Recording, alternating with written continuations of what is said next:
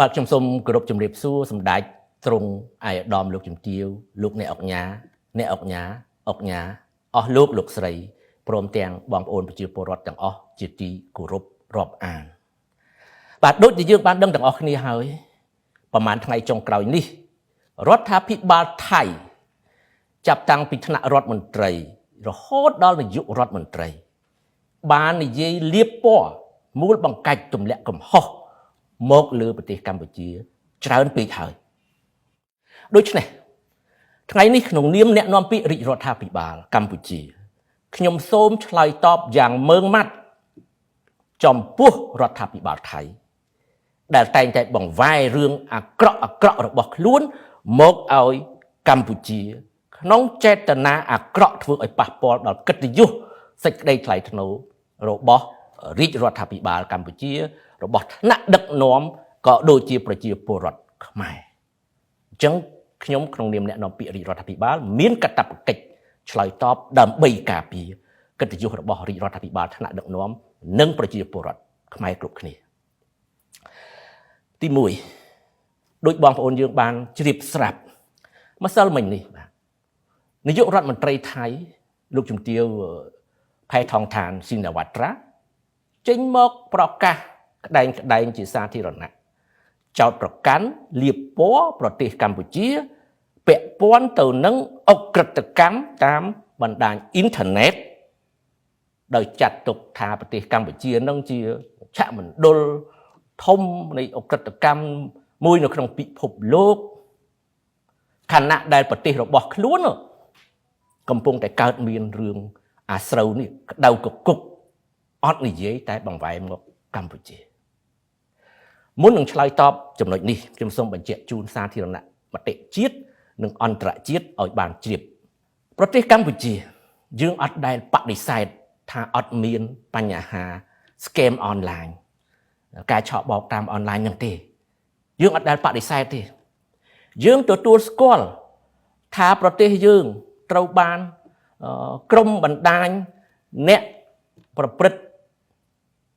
ការឆក់បោកតាមអនឡាញហ្នឹងប្រើប្រាស់កម្ពុជាជាប្រទេសរងគ្រោះមួយ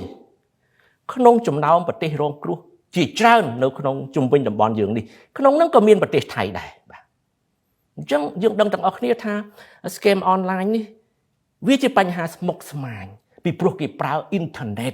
តាក់ទងគ្នាដូច្នេះវាពិបាកបន្តិចក្នុងការតាមដានក្នុងការស៊ើបអង្កេតស្រាវជ្រាវប៉ុន្តែរឿងនេះវាទាមទារឲ្យមានកិច្ចសហការគ្នាស្អិតរមួតរវាងរដ្ឋាភិបាលនីមួយៗដែលរងគ្រោះដើម្បីបង្ក្រាបហើយនឹងទប់ស្កាត់កម្ពុជាយើងបានធ្វើកិច្ចការនេះយ៉ាងសកម្ម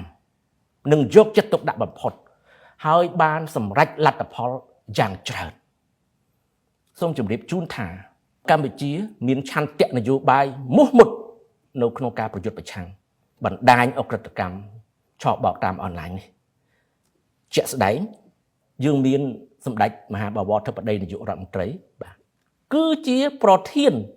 ដឹកនាំយន្តការក្នុងការប្រយុទ្ធប្រឆាំងបទអក្រិតកម្មតាមអនឡាញបានន័យថា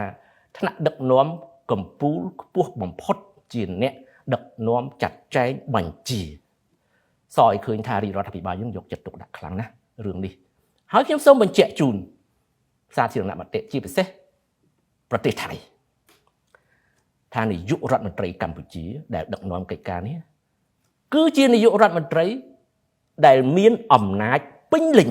ក្នុងការដឹកនាំចាត់ចែងការងារដោយមិនបាច់ចាំទៅសុំយោបល់ពីយោធាដូចនៅប្រទេសថៃទេសូមជម្រាបបាទដូច្នេះខ្ញុំសូមបញ្ជាក់ឲ្យច្បាស់ចំណុចរឿងនេះថាកម្ពុជាអត់មានប្រកែករឿងហ្នឹងទេតែកម្ពុជាបានកំពុងធ្វើប្រយុទ្ធប្រឆាំងយ៉ាងសកម្ម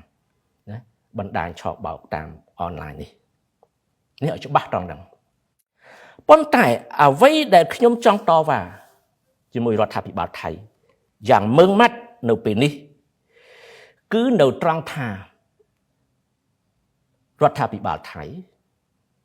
បានបង្វែររឿងអាក្រក់ទាំងអស់ដែលកើតនៅក្នុងប្រទេសរបស់ខ្លួនមកកម្ពុជាក្នុង ចេតនាអាក្រក់បាទបងប្អូននៅចាំទេប្រហែលថ្ងៃមុននេះរដ្ឋមន្ត្រីសេដ្ឋកិច្ច Digital សង្គមរបស់ថៃទើបតែបាននិយាយដូចគ្នាអញ្ចឹងបាទចោតប្រកាន់កម្ពុជាជាមជ្ឈមណ្ឌលអីអក្រិតកម្មអនឡាញអីស្រាប់តែនិយាយមិនទាន់បានរួចពីមាត់ផងបាទរឿងអាស្រូវបានផ្ទុះពេញប្រទេសថៃសារព័ត៌មានបរទេសសារព័ត៌មានក្នុងស្រុកចុះព្រួងព្រាតអំពីអក្រិតកម្មអនឡាញនៅក្នុងប្រទេសថៃដែលគេរកឃើញសម្បុកមួយយ៉ាងធំនៅលើទឹកដីថៃផ្ទាល់តែម្ដងហើយមិនត្រឹមតែជាសម្បុកអក្រិតជននៃការជួញដូរមនុស្សជួញដូរតាមអនឡាញទេថែមទាំងជាមជ្ឈមណ្ឌលចែកចាយបណ្ដាញថែមទៀតឃើញទេបាទទាន់ហន់បាទទោះជាយ៉ាងនេះក៏ដោយស្រាប់តែម្សិលមិញនាយករដ្ឋមន្ត្រីថៃចេញមកនិយាយដដែលដោយចោទមកលើកម្ពុជាដែលកម្ពុជាអត់មានកើតអីសោះស្ងាត់ឈឹងខ្លួនគាត់កើតក្តៅកគុកអត់និយាយចោទមកប្រទេសកម្ពុជានេះជារឿងដែលខ្ញុំត្រូវតបបញ្ជាក់ទៅភាគីថៃវិញឲ្យច្បាស់ត្រង់ចំណុចត្រង់ហ្នឹងបាទចង់និយាយថាម៉េចចង់និយាយថាផ្ទះរបស់ខ្លួនឯងសិតតែសម្រាមប៉ុន្តែមកចង្អុលឲ្យគេបោសផ្ទះគេនេះជារឿងដែលកំពុងកើតនៅក្នុងប្រទេសថៃដូច្នេះវាជារឿងគួរឲ្យខ្មាស់អៀនណាស់ដែលខ្លួនខំនិយាយបង្វែរបន្លប់ភាពអាម៉ាស់របស់ខ្លួនទម្លាក់កំហុសមកប្រទេសកម្ពុជាដោយគ្មានការទទួលខុសត្រូវអ្វីដែលគួរឲ្យអស់សំណើចហួសចិត្តមួយទៀតនាយករដ្ឋមន្ត្រីថៃបាទលោកជំទាវផែថងឋានស៊ីណាវ៉ាត្រាបានលើកឡើងថាថៃមានបំណងកាត់ផ្ដាច់អ៊ីនធឺណិតនិងអគ្គិសនីមកកម្ពុជាដើម្បីកុំឲ្យបំរើគេហៅថាបណ្ដាញរបស់អក្រិតជនតាមអនឡាញវាជារឿងគួរឲ្យអស់សំណើចនៅត្រង់ថាខ្ញុំមិនដឹងថាលោកជំទាវនាយករដ្ឋមន្ត្រីក្តាប់រឿងមិនបានឬមួយក៏ភ្លេចដោយសារតែលោកជំទាវទទួលសម្ពាធនយោបាយផ្ទៃក្នុងខ្លាំងពេកត្រូវគេទាមទារឲ្យចុះចេញពីតំណែងណាភ្លេចតាមពិតកម្ពុជាបានប្រកាសរួចហើយតើសម្ដេចធិបតីនាយករដ្ឋមន្ត្រីលោកបានប្រកាសហើយថាកម្ពុជាបានកាត់ផ្ដាច់យូរហើយតើលោកជំទាវបាទអ៊ីនធឺណិតអគ្គិសនីលែងប្រើពីប្រទេសថៃហើយកម្ពុជាកាត់ដោយខ្លួនឯងមិនបាច់ចាំថៃកាត់ទេហើយនេះបានជាមកទៅនិយាយរឿងហ្នឹងនៅពេលនេះវាជារឿងហួសចិត្តគួរអស់សំណើចមែនទែនបាទអើយមកដល់ត្រឹមនេះយើងអាចនិយាយបានថាការមូលបង្កាច់ទម្លាក់កំហុសទៅលើអ្នកដទៃនេះខ្ញុំកាដូចជារ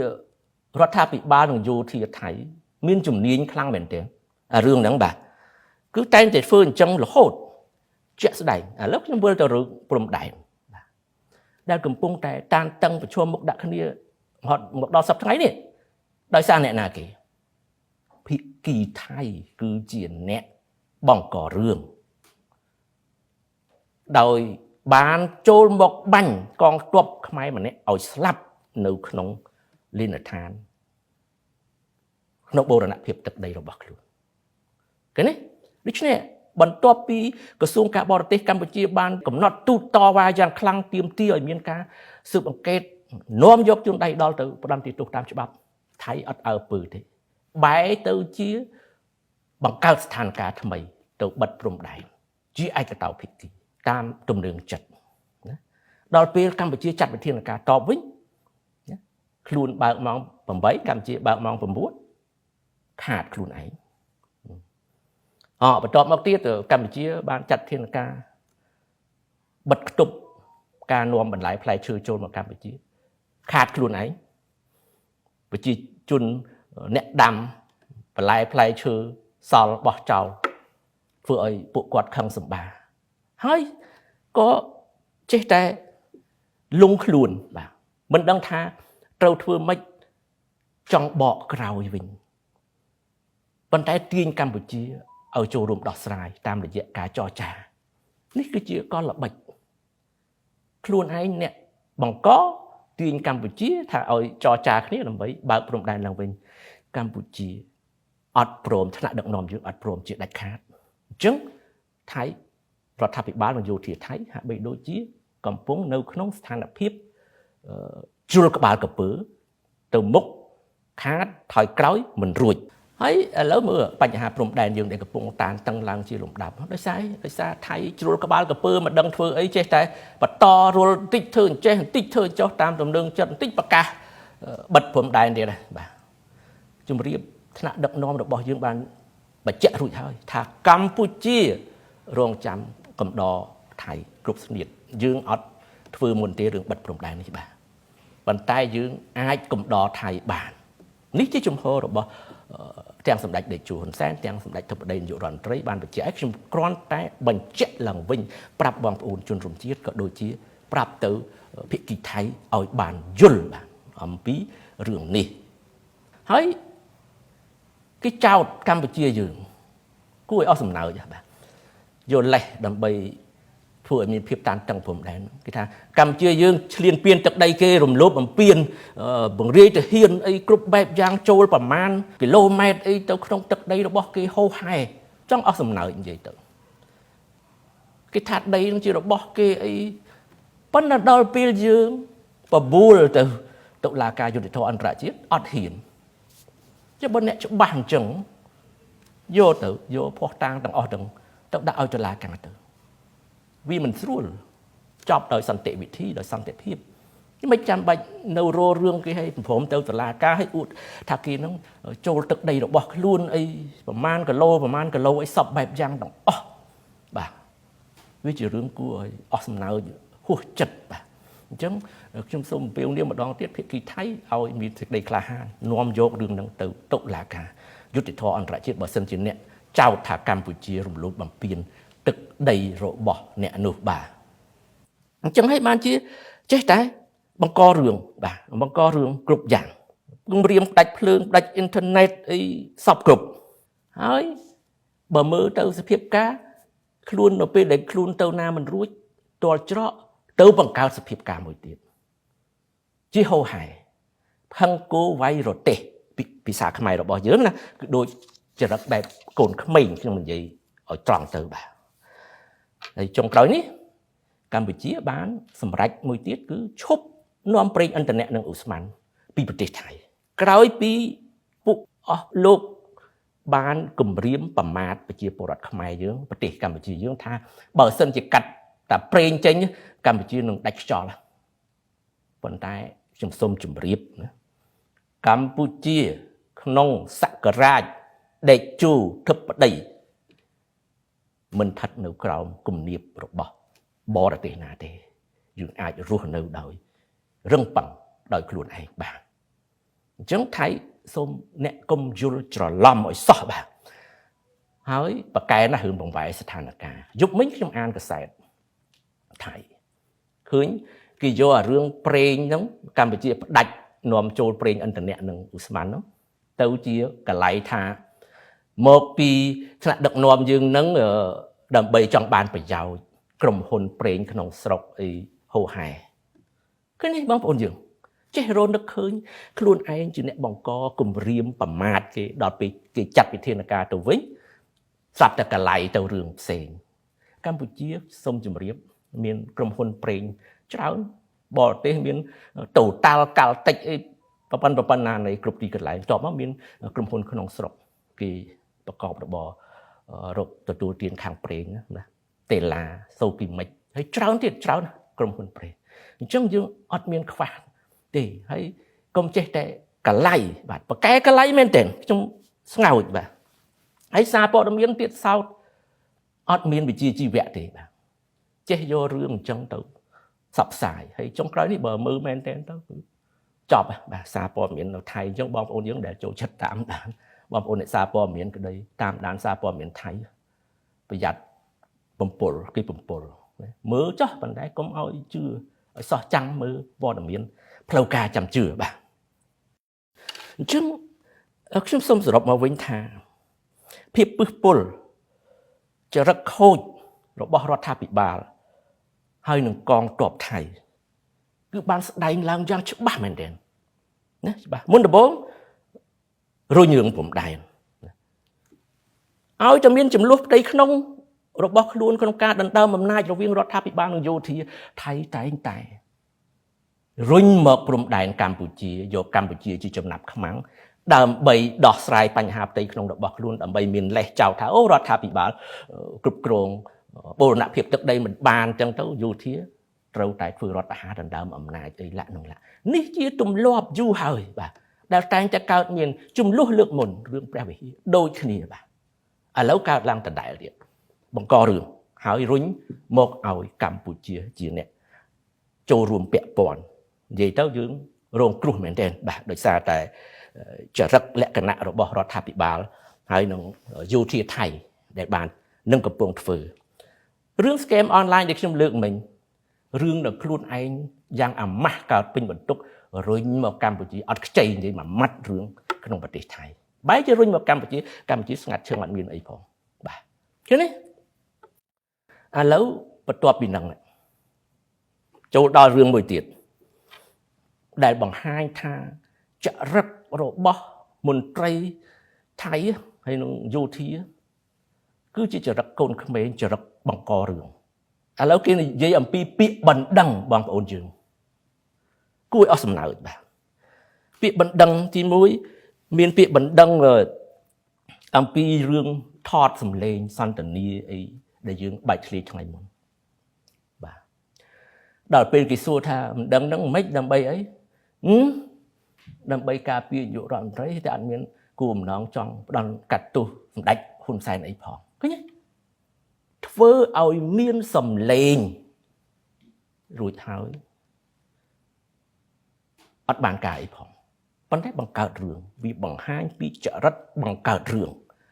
របស់ភាគីថៃបាទហើយករណីនេះខ្ញុំសូមបញ្ជាក់ដែរថាក្រសួងការបរទេសរបស់យើងបានដាក់ការតវ៉ាទៅហើយបាទបញ្ជាក់ប្រាប់ភាគីថៃបាទខ្ញុំសូមរំលឹកឡើងវិញបន្តិចថាកម្ពុជាយើងបានបញ្ជាក់ជូនហើយថាកិច្ចសន្ទនាតាមទូរស័ព្ទរវាងសម្ដេចតេជោហ៊ុនសែនជាមួយនឹងនាយករដ្ឋមន្ត្រីថៃផែថងថានគឺជាផ្នែកមួយនៃការប្រស័យតាក់ទងពាក់ព័ន្ធនឹងបញ្ហាកិច្ចការទូតសន្តិសុខជាតិដូច្នេះការចងក្រងឯកសារស្ដីពីការពិភាក្សារវាងថ្នាក់ដឹកនាំជាតិដើម្បីធានានៅភាពត្រឹមត្រូវនិងសុចរិតភាពនៃទំនាក់ទំនងតម្លាភាពនិងការគ្រប់គ្រងចំពោះការទទួលខុសត្រូវរបស់ស្ថាប័នណាការិយាល័យសាធារណៈគឺជាការចាំបាច់ហើយការអនុវត្តនេះគឺត្រឹមត្រូវតាមស្តង់ដារមានការទទួលស្គាល់ជាអន្តរជាតិបាទមានខុសទេអញ្ចឹងមានន័យថាម៉េចពាក្យបណ្ដឹងហ្នឹង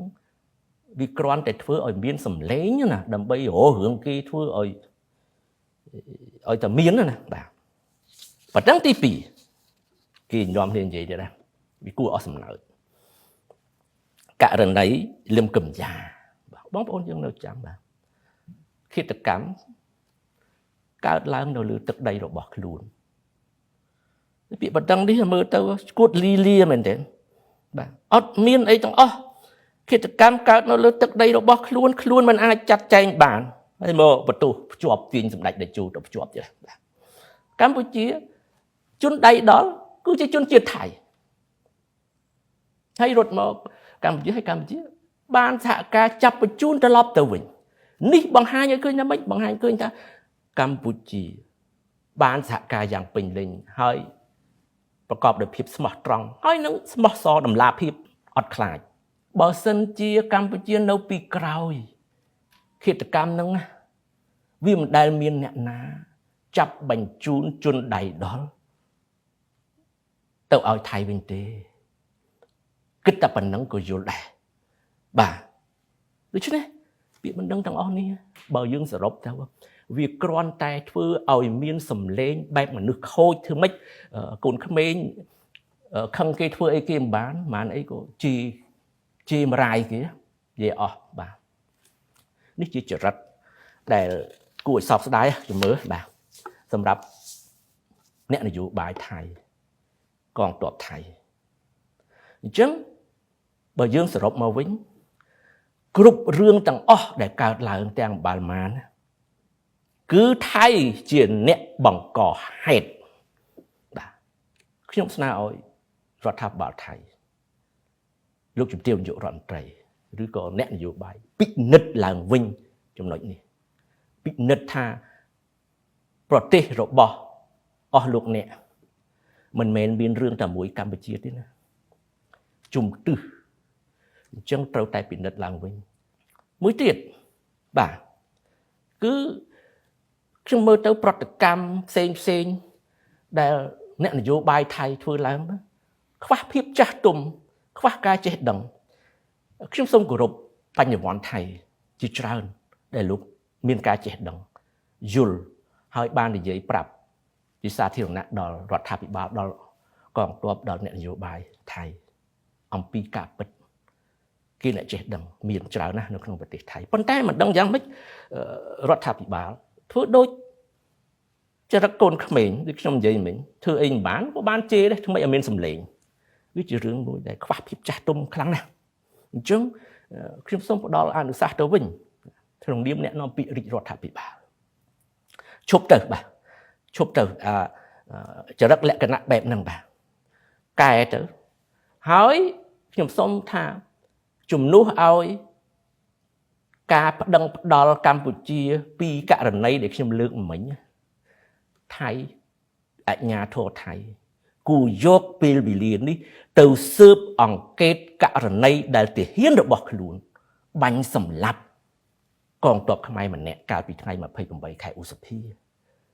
នេះជាឃាតកម្មពិតប្រាកដនៅលើទឹកដីរបស់ដេចទទួលស្គាល់យកជួនដៃដល់ទៅផ្ដន់ទាទូនេះទើបជាកិច្ចការដែលត្រូវធ្វើមិនមែនធ្វើពាក្យបណ្ដឹងឲ្យទៅលឺសម្លេងអត់ប្រយោជន៍នឹងទេបាទវាគួរឲ្យអស់សំណើចខ្មាស់គេទី2សូមប្រើពេលវេលាទៅដោះស្រាយបញ្ហាផ្ទៃក្នុងខ្លួនឯងដែលកំពុងតែវល់នេះបាទ